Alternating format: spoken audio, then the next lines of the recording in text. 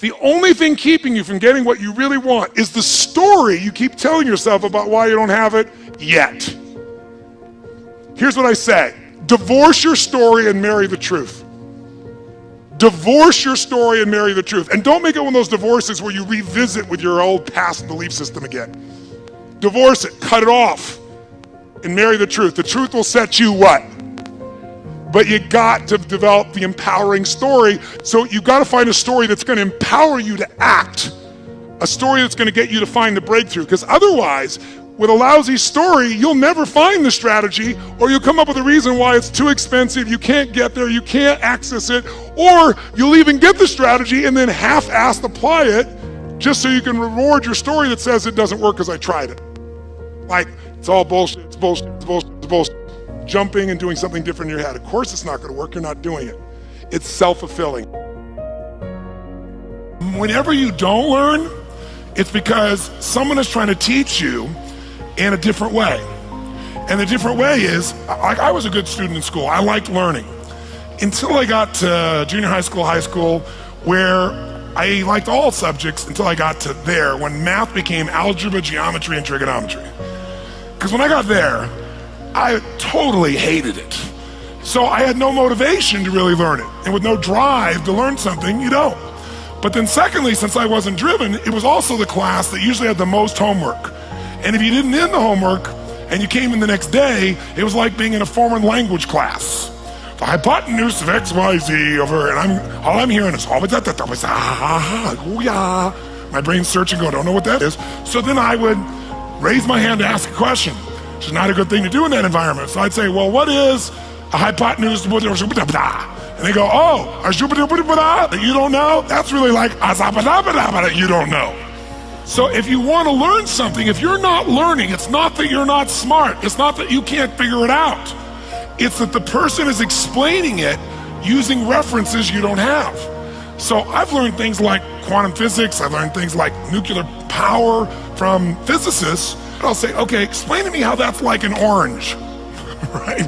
How's that at least like a solar system? Something I understand. And sure enough, once they make that linkage, you got it. You understand the relationship, you understand what things are. Long-range goals, that's your dreams. Your dreams for the next 3, 5, 10, 20, 30, 40 years. Actually, the rest of your life. Your dreams. You've got to keep dreaming.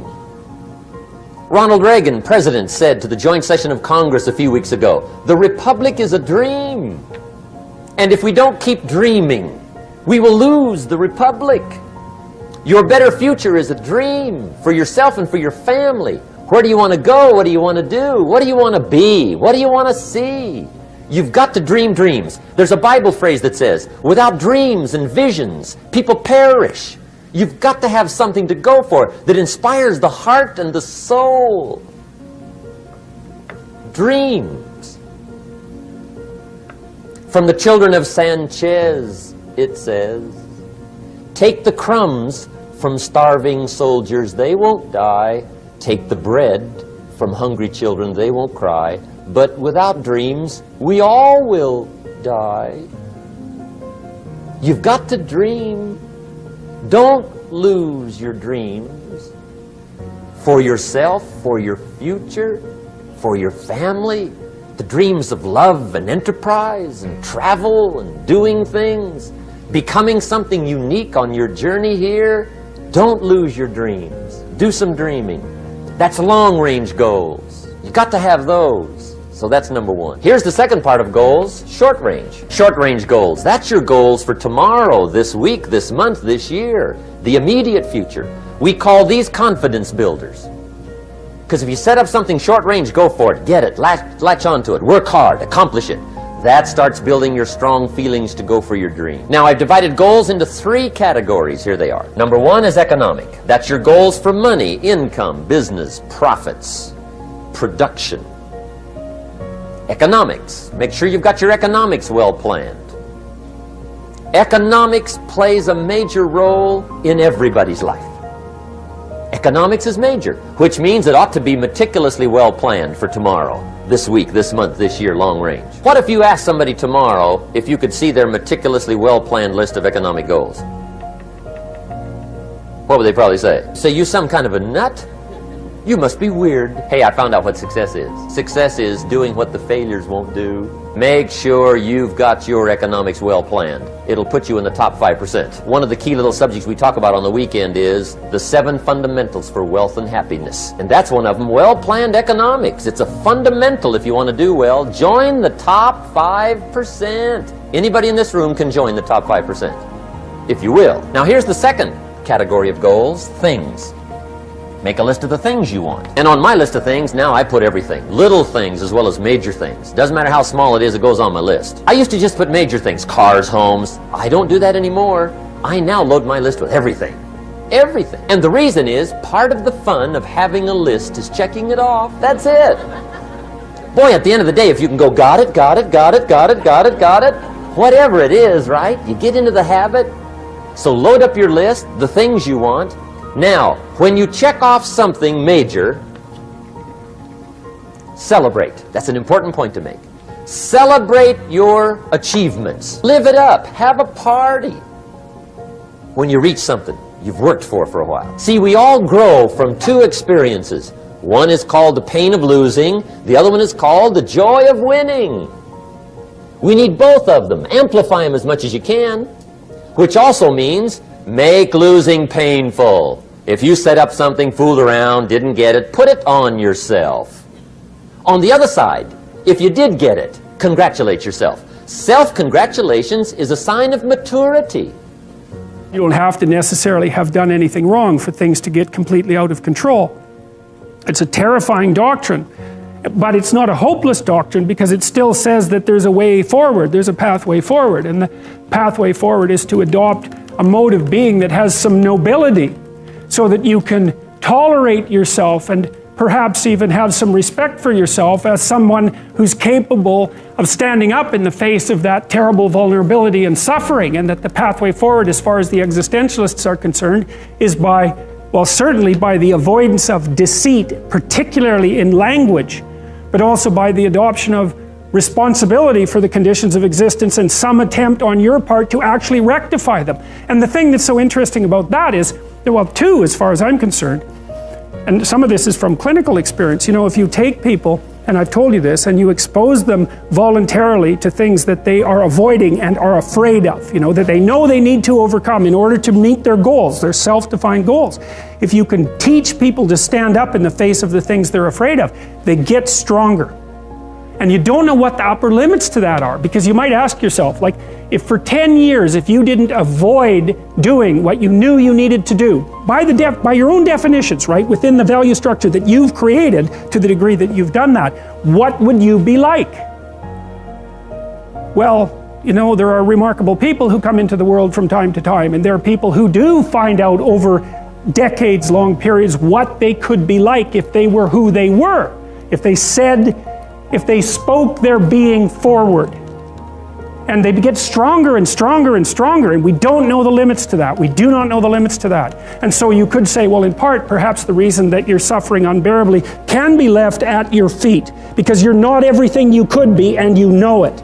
And of course, that's a terrible thing to admit, and it's a terrible thing to consider, but there's real promise in it, right? Because it means that perhaps there's another way that you could look at the world, and another way that you could act in the world, so what it would reflect back to you would be much better than what it reflects back to you now. My experience is with people that we're probably running at about 51% of our capacity. I mean, you can think about this yourselves. I often ask undergraduates how many hours a day you waste, or how many hours a week you waste, and the classic answer is something like 4 to 6 hours a day. You know, inefficient studying, watching things on YouTube that not only do you not want to watch, that you don't even care about, that make you feel horrible about watching after you're done. That's probably 4 hours right there. You know, you think, well, that's 25 hours a week, it's 100 hours a month, that's 2.5 full work weeks, it's half a year of work weeks per year. And if your time is worth $20 an hour, which is a radical underestimate, it's probably more like 50 if you think about it in terms of deferred wages.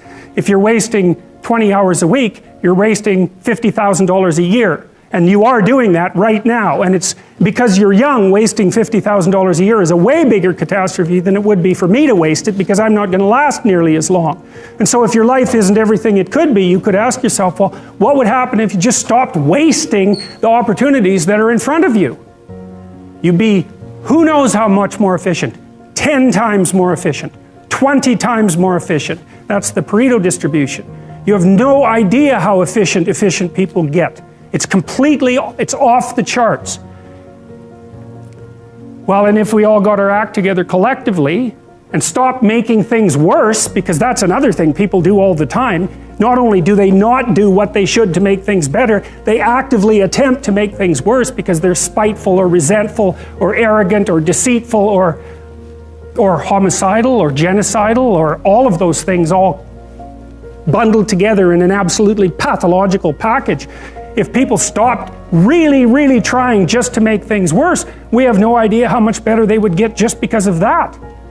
So there's this weird dynamic that's part of the existential system of ideas between human vulnerability, social judgment, both of which are major causes of suffering, and the failure of individuals to adopt the responsibility that they know they should adopt. It isn't merely that your fate depends on whether or not you get your act together and to what degree you decide that you're going to live out your own genuine being. It isn't only your fate, it's the fate of everyone that you're networked with. And so, you think, well, there's 7 billion people in the world. We're going to peak at about 9 billion, by the way, and then it'll decline rapidly, but 7 billion people in the world, and who are you? You're just one little dust mote among that 7 billion, and so it really doesn't matter what you do or don't do, but that's simply not the case. It's the wrong model, because you're at the center of a network. You're a node in a network. Of course, that's even more true now that we have social media. You'll know 1,000 people, at least over the course of your life, and they'll know 1,000 people each, and that puts you one person away from 1 million, and 2 persons away from 1 billion. And so that's how you're connected, and the things you do, they're like dropping a stone in a pond. The ripples move outward, and they affect things in ways that you can't fully comprehend, and it means that the things that you do and that you don't do are far more important than you think. And so if you act that way, of course, the terror of realizing that is that it actually starts to matter what you do, and you might say, well, that's better than living a meaningless existence. It's better for it to matter. But I mean, if you really asked yourself, would you be so sure if you had the choice? I can live with no responsibility whatsoever. The price I pay is that nothing matters. Or I can reverse it and everything matters. But I have to take the responsibility that's associated with that. It's not so obvious to me that people would take the meaningful path. When you say, well, nihilists suffer dreadfully because there's no meaning in their life and they still suffer. Yeah, but the advantage is they have no responsibility. So that's the payoff, and I actually think that's the motivation. Say, well, I can't help being nihilistic. All my belief systems have collapsed. It's like, yeah, maybe. Maybe you've just allowed them to collapse because it's a hell of a lot easier than acting them out.